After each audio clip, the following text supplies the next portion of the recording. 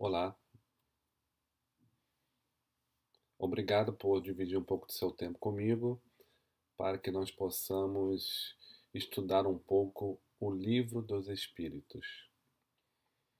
Faço parte do grupo espírita André Luiz e toda semana, sistematicamente, nós estudamos o Livro dos Espíritos e o Evangelho segundo o Espiritismo. Para quem não sabe, o Livro dos Espíritos foi o primeiro livro lançado por Kardec em 1857. Na sua primeira edição, cerca de 500 perguntas. Nas subsequentes e na última, acabou evoluindo para 1019 perguntas, que tratam de diversos assuntos. O Livro dos Espíritos é dividido em quatro partes. Primeira parte das causas primárias, dos elementos gerais do universo, formação dos mundos, dos seres, e é aprofundada numa obra subsequente chamada A Gênese. A segunda parte do Livro dos Espíritos, que trata do mundo espiritual e das relações com os espíritos, é desenvolvida também no Livro dos Médiuns.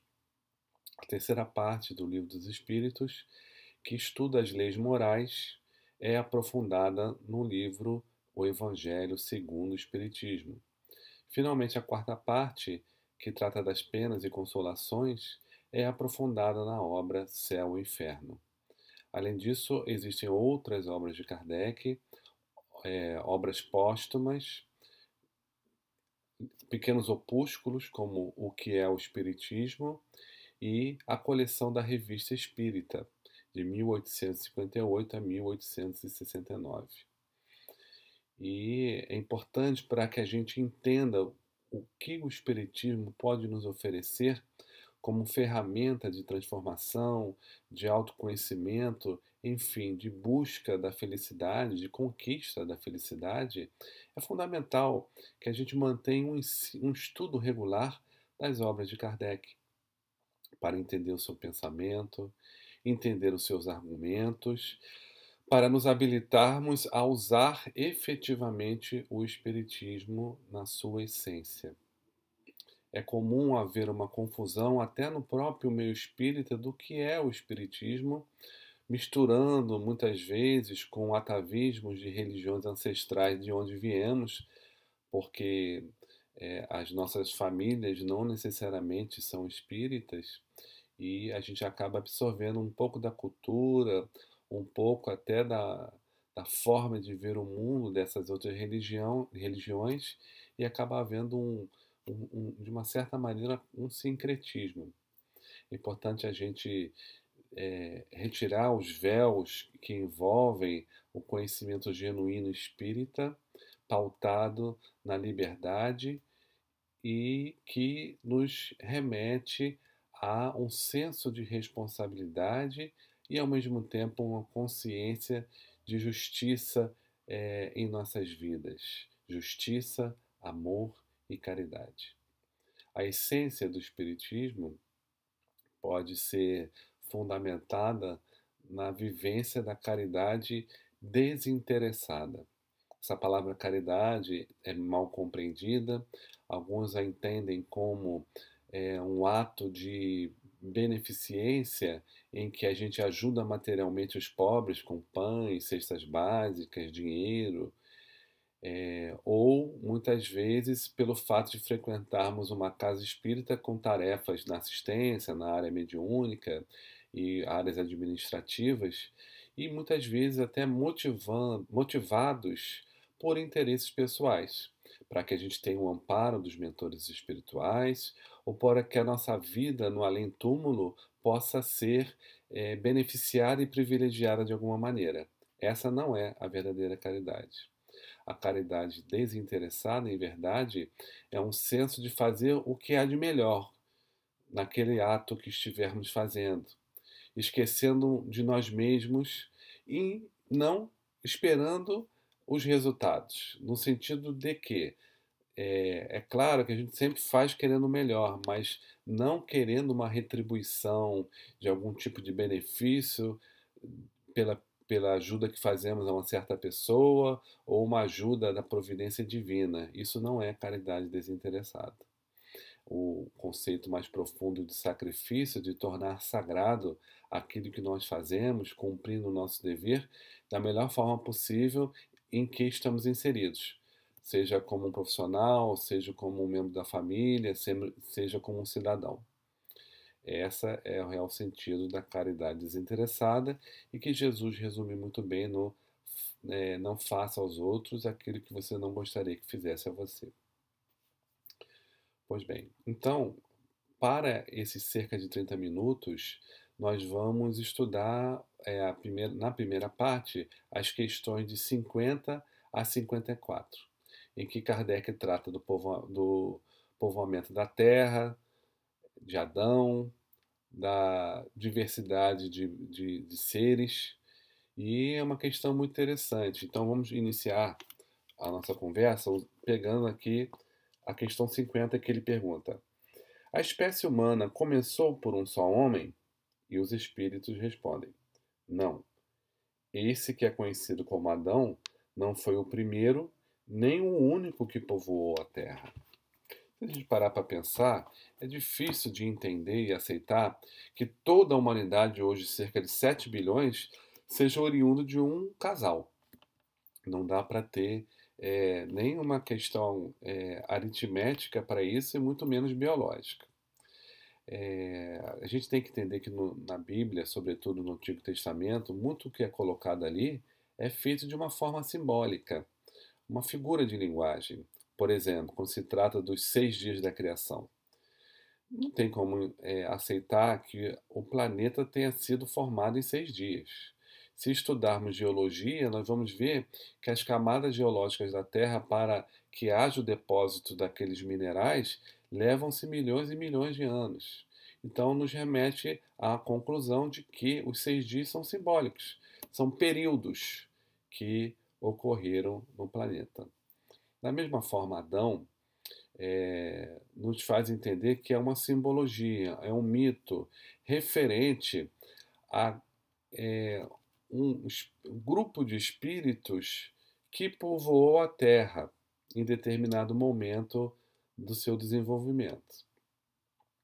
A gente acaba tendo uma noção mais ou menos de 6.000 anos da civilização conhecida, embora alguns documentos chineses remontam a, não se fala a memória, 20 ou 30 mil anos. Então, a humanidade tem um tempo muito maior do que a gente imagina. E Kardec, na questão 51, fala aqui, ó: podemos saber em qual época viveu Adão? E os espíritos respondem: mais ou menos a que foi assinalado, há cerca de 4.000 anos antes de Cristo. Então, em torno de 6.000 anos de hoje. E antes já tinha civilização. Então não começou a humanidade há 6.000 anos, já tem muito, muito, muito mais tempo. São Luís, no livro Evangelho segundo o Espiritismo, eu estou olhando aqui para cima que tem uma cola aqui para poder dar continuidade de uma maneira sem interrupção. Mas no Evangelho segundo o Espiritismo, São Luís trata dos mundos, uma classificação naturalmente didática e que divide os mundos em 4 tipos. Primeiro, os mundos primitivos, onde as primeiras encarnações como homem acontecem. Depois, o mundo de provas e expiações, que é esse mundo que nós estamos vivendo a sua fase final, em que há uma predominância do mal, no sentido de ignorância, de desconhecimento e de vivência equivocada das leis, e onde se desenvolvem as provas e expiações. Em seguida, o planeta de regeneração, em que já não há um predomínio do mal, há um esforço comum e coletivo de melhoramento e de solidariedade e, finalmente, acima desse, um mundo feliz. Hoje nós vivemos, não diria hoje, mas nas últimas décadas ou talvez alguns séculos, um processo de transição de um mundo de provas e expiações para um mundo de regeneração. O que está se vivendo aqui com a pandemia é só um início de algo mais intenso que nós vamos viver nesses próximos anos, que são o momento clímax desse processo de transição, volto a dizer, não aconteceu de um ano para outro, aconteceu ao longo de décadas e décadas, eh, numa num espectro de cinza que a gente não consegue nem perceber quando o branco se torna preto. É tão gradual esse processo, mas agora isso está sendo um pouco mais intensificado, induzindo uma transformação de paradigmas, não só pessoais, mas coletivos, porque quando a gente pensa em progresso, existem dois tipos de progresso que o espírito desenvolve. O progresso intelectual, em que ele desenvolve a sua inteligência, seu conhecimento e suas habilidades, e o progresso moral, que tem a ver com o nosso senso de moral, nossas virtudes. E esses duas facetas do progresso humano ocorrem de uma maneira simultânea, às vezes, normalmente, o progresso intelectual pode até antecipar um pouco mais o progresso moral, mas é como se colocássemos um gráfico, deixa eu botar desse lado assim, né? Um gráfico de matemática com essas duas coordenadas, progresso intelectual e progresso moral, e nós vamos avançando ao longo das vidas, conquistando, porque nenhum espírito retrocede. Quando a gente conquista uma habilidade, desenvolve inteligência, conquista uma virtude, esse bem é inalienável. O teremos para sempre. Não há como retroceder. Não há como você, por exemplo, fez o jardim de infância, o ensino fundamental, o ensino médio, o nível superior, e querer lá no final do nível superior precisar aprender uma coisa que você já aprendeu no ensino fundamental. Você já conquistou todo esse aprendizado. A gente vê nas religiões ancestrais a doutrina dos anjos decaídos e que tem-se uma ideia de queda como se a gente retrocedesse, como se tivéssemos cometido o chamado pecado original, fôssemos expulsos de uma condição beatífica, paradisíaca, e por castigo estaríamos reencarnando. Essa é uma ideia extremamente equivocada e que também se infiltrou na doutrina espírita nas últimas décadas, através do pensamento de Rustang, mas que isso deve ser também dissipado, limpo, retirado do conhecimento genuíno espírita, que é o pensamento de Kardec. Na verdade, o pensamento dos espíritos codificado por Kardec. No livro A Gênese, ele trata dessa questão da doutrina dos anjos decaídos, e quando se fala em Adão, a gente vai ver a representação bíblica. Adão nada mais é do que uma representação de um grupo de espíritos exilado para a Terra. A Terra já foi um mundo primitivo, onde muitos espíritos ensaiavam as suas primeiras encarnações como homem, e chegou um momento quando ia se transformar para mundo de provas e expiações, avançando na escala dos mundos, recebeu espíritos intelectualmente mais adiantados de outros planetas, uma migração que está constantemente acontecendo, às vezes em grande quantidade, em pequena quantidade, espíritos que vêm para a Terra, espíritos que vão. Agora, o que a gente está vivendo nesse momento de transição já está ocorrendo uma migração de espíritos da Terra para planetas mais atrasados, para todos aqueles que não estão correspondendo a um progresso moral atual, que a Terra está sendo propulsionada. Mas, há tempos atrás, o povo primitivo da Terra recebeu a vinda de espíritos oriundos de planetas que estavam num momento como o nosso, virando de provas e expiações para um planeta de regeneração.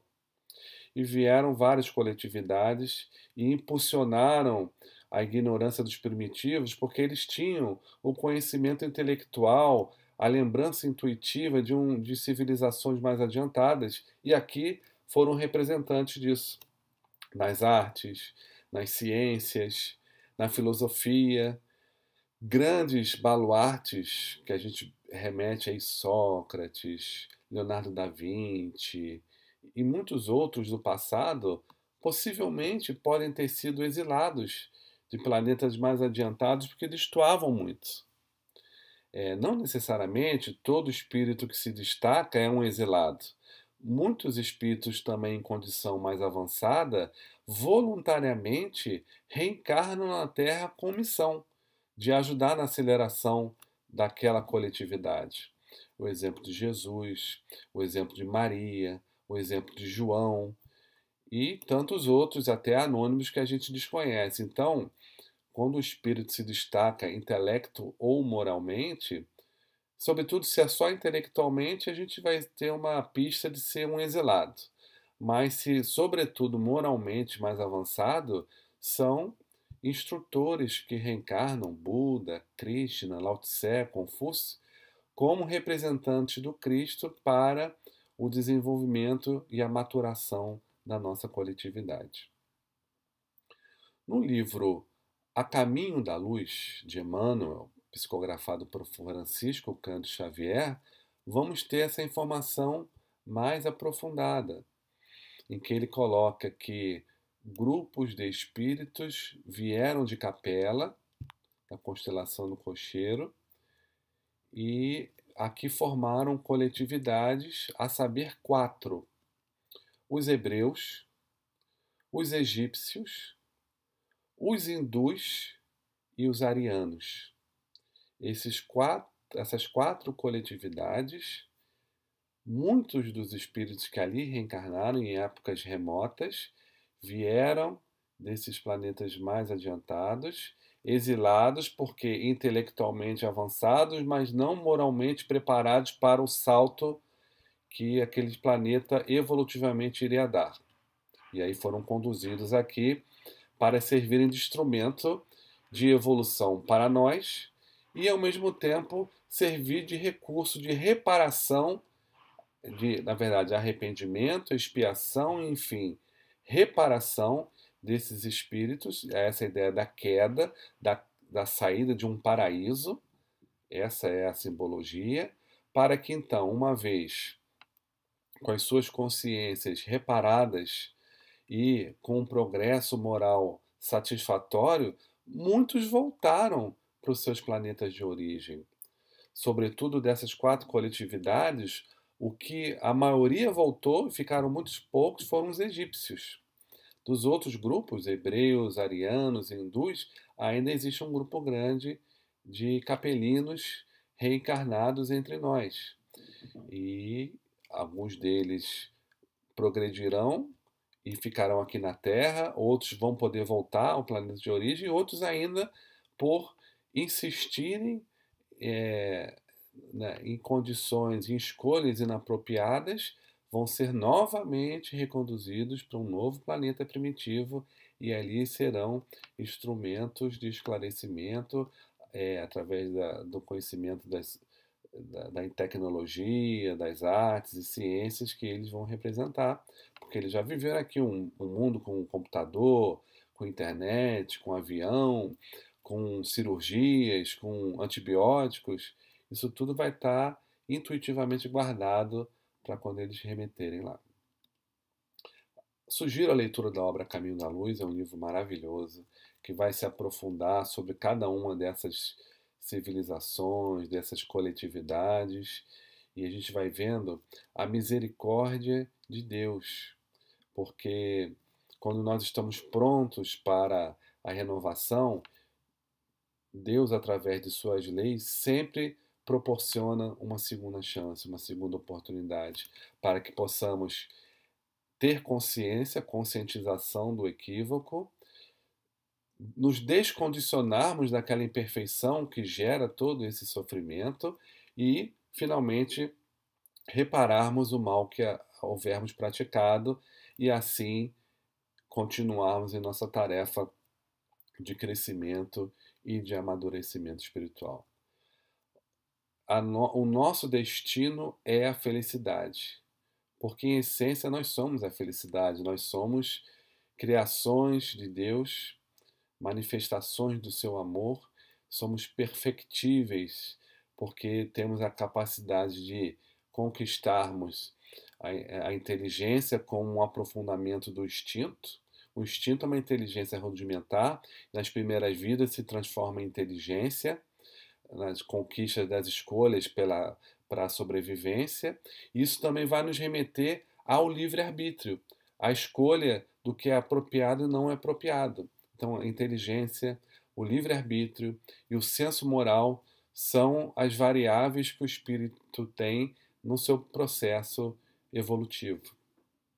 E vamos sempre para o alto, como diria Leon Denis.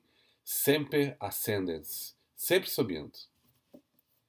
Eu vou pegar aqui o capítulo 11 da Gênese, Kardec trata disso. Deixa eu ver o tempo, temos mais uns 10 minutos. Olha que ele coloca no item 43. Até que os espíritos tenham atingido certo grau de perfeição, estão sujeitos a falir, seja no estado de erraticidade, seja de encarnação.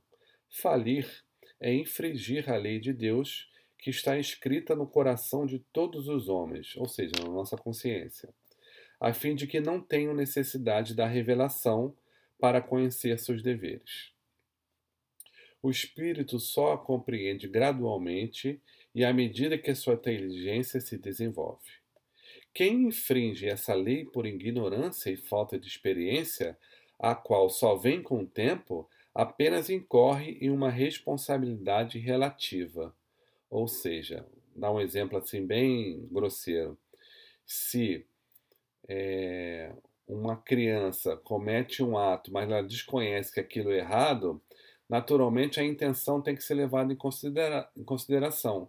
Diferentemente de uma criança mais velha que sabe que não pode se fazer aquilo e por escolha resolve fazer. São situações diferentes. Mas aquele cuja inteligência está desenvolvida, que tendo todos os meios de se esclarecer, desrespeita a lei voluntariamente e pratica o mal com conhecimento de causa, incorre em uma revolta, uma rebelião contra o autor da lei. Os mundos progridem fisicamente pela elaboração da matéria e moralmente pela depuração dos espíritos que os habitam. A felicidade está na razão da predominância do bem sobre mal. E a predominância do bem é o resultado do avanço moral dos espíritos. O progresso intelectual não é suficiente, pois com a inteligência podem fazer o mal. Então a gente vê, tanto na Terra como na erraticidade, espíritos muito inteligentes, mas arraigados no mal, porque você pode ter uma inteligência muito desenvolvida, mas a moral não tão desenvolvida. Agora, se você é moralmente desenvolvido, você acaba sendo também intelectualmente desenvolvido. É interessante entender esse fenômeno, esse processo, melhor dizendo, e isso é aprofundado em outras partes do Livro dos Espíritos. Nós não estamos desamparados. Nós não estamos largados ao acaso. Tudo que nós estamos vivendo hoje são frutos das nossas escolhas. Escolhas que aconteceram nessa vida, por exemplo, da maneira como a gente se alimenta, se a gente faz atividade física, maneira que a gente conduz as nossas relações, nossas escolhas, experiências, mas também vivemos por consequência de escolhas oriundas do passado, de experiências do passado, que fazem com que, antes dessa reencarnação, influenciem na decisão da escolha das nossas provas, dos nossos desafios. Nós não podemos entender a reencarnação como um castigo. Na verdade, é uma oportunidade. Oportunidade de crescimento, oportunidade de reparação, oportunidade de descondicionamento daquilo que nos faz sofrer, porque o nosso sofrimento moral advém de uma imperfeição, um hábito que nós conquistamos e aqui estamos para nos desvencilhar do que nos faz sofrer, para que numa meta final, sejamos felizes. Então, estamos aqui para sermos felizes. E isso que nós devemos sempre pensar. Deixar de lado a visão equivocada de que estamos aqui para pagar um erro do passado, que estamos aqui para sofrer de cabeça baixa e obediente por um pecado que a gente cometeu. Isso é uma visão, volto a dizer, atrelada às religiões ancestrais. O mundo novo que nós estamos vendo o seu despertar não vai ser baseado nesses paradigmas antigos. Vai ser pautado num paradigma de liberdade, de justiça, de solidariedade. E temos que efetivamente perceber aquilo que nós devemos mudar em nós que não corresponde a esse novo momento de mundo. Entendemos que nós estamos aqui por misericórdia divina, que há um Deus que nos ama, onipotente, onipresente, onisciente, e que nos dá a oportunidade de crescermos individual e coletivamente. Eu espero que esses 30 minutos possam ter sido úteis para vocês, como foi para mim no preparo desse estudo. Muita paz a todos, até a próxima.